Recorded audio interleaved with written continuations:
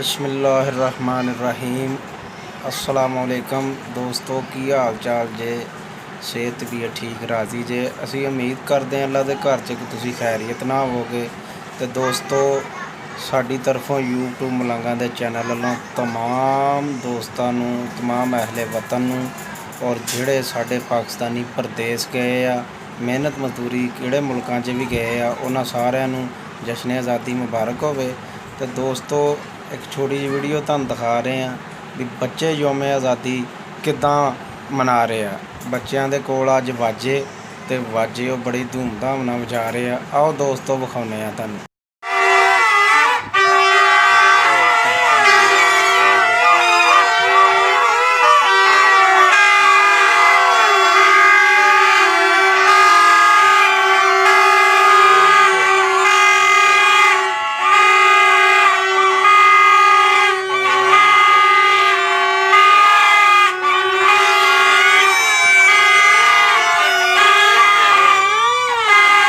दोस्तों वेख लो बच्चों की 14 अगस्त वाजियां नाल मनाई जा रही है।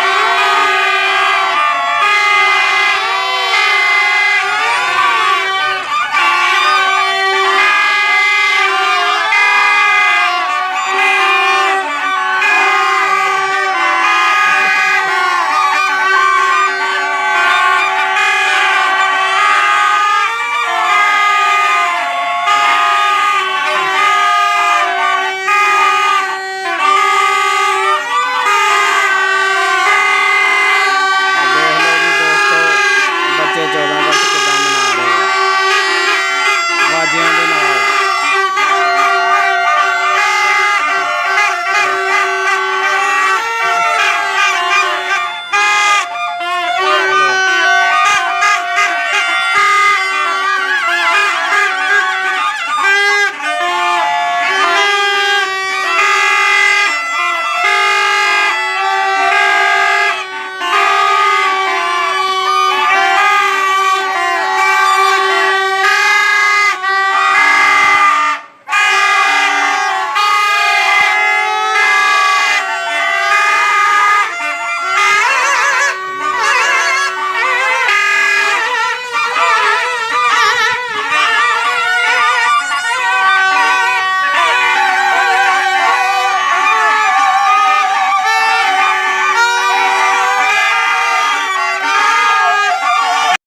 दोस्तों, अज बच्चे यौम आज़ादी दिन मना रहे हैं बड़ी धूमधाम नाल।